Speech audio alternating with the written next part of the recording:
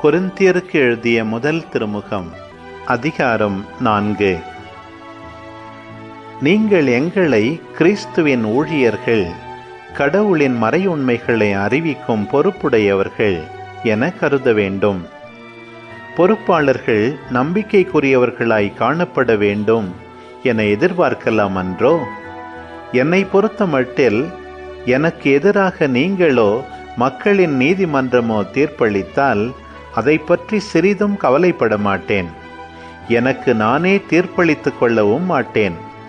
எனக்கு எதிராக குற்றம் எதுவும் இருப்பதாக தெரியவில்லை. ஆயினும் நான் குற்றமற்றவனாகிவிட மாட்டேன். எனக்கு தீர்ப்பு வழங்குபவர் ஆண்டவர் ஒருவரே. எனவே குறித்த காலம் வருமுன், அதாவது ஆண்டவரின் வருகைக்கு முன் யாருக்கும் தீர்ப்பளிக்க வேண்டாம். அவரே இருளில் மறைந்திருப்பவற்றை வெட்ட வெளிச்சமாக்குவார், உள்ளங்களின் நோக்கங்களையும் வெளிப்படுத்துவார். அப்பொழுது ஒவ்வொருவரும் கடவுளிடமிருந்து பாராட்டு பெறுவர். சகோதர சகோதரிகளே, உங்கள் பொருட்டு என்னையும் அப்பல்லோவையும் எடுத்துக்காட்டாக கொண்டு இவற்றை கூறினேன். ஏனெனில் எழுதியுள்ளதற்கு மேல் போகாதே என்பதின் பொருளை எங்களை பார்த்து கற்றுக்கொள்ளுங்கள். ஒருவரை ஆதரித்தும் மற்றவரை எதிர்த்தும் செயல்படாதீர்கள். இருமாப்பு கொள்ளாதீர்கள். நீங்கள் மற்றவர்களை விட உயர்ந்தவர்கள் என்று சொன்னவர் யார்? உங்களிடம் உள்ள அனைத்தும் நீங்கள் பெற்றுக்கொண்டவைதானே? பெற்றுக்கொண்டும் பெற்றுக்கொள்ளாதது போல் பெருமை பாராட்டுவது ஏன்? தேவையானவற்றை எல்லாம் ஏற்கனவே பெற்றுவிட்டீர்களோ? ஏற்கனவே செல்வர்களாகிவிட்டீர்களோ? எங்களை விட்டுவிட்டு நீங்கள் மட்டும் ஆட்சி செலுத்துகிறீர்களோ? நீங்கள் ஆட்சி செலுத்த முடியும் என்றால் நல்லதுதான். அப்படியானால் நாங்களும் உங்களோடு சேர்ந்து ஆட்சி செலுத்தலாமே.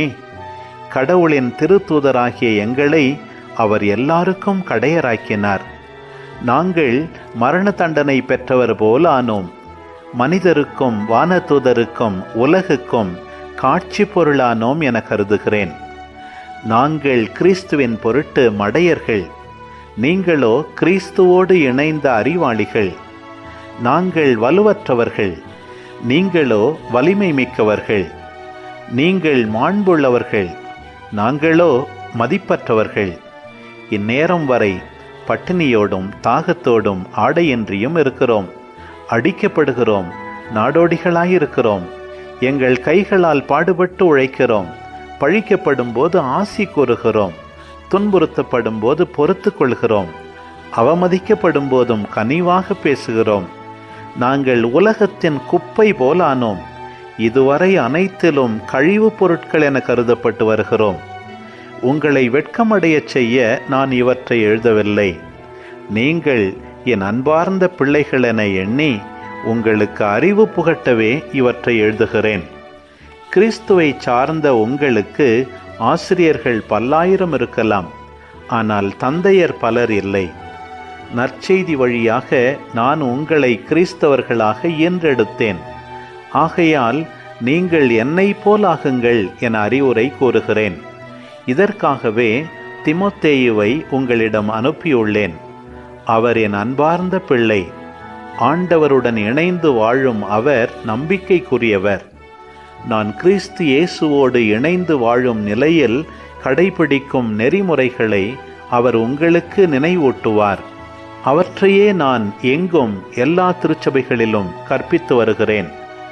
நான் உங்களிடம் வரப்போவதில்லை என உங்களுள் சிலர் எண்ணி இருமாப்பு கொண்டிருக்கின்றனர். ஆனால் ஆண்டவர் திருவுளம் கொண்டால் நான் உங்களிடம் விரைவிலேயே வருவேன். இருமாப்பு கொண்டுள்ள அவர்கள் என்ன பேசுகிறார்கள் என்பதை அல்ல, அவர்களால் என்ன செய்ய முடியும் என்பதை தெரிந்து கொள்ளத்தான் போகிறேன். இறையாட்சி பேச்சில் அல்ல, செயல்பாட்டில்தான் இருக்கிறது. நான் பிரம்போடு வர வேண்டுமா அல்லது அன்போடும் கனிவான உள்ளத்தோடும் வர வேண்டுமா? எதை விரும்புகிறீர்கள்?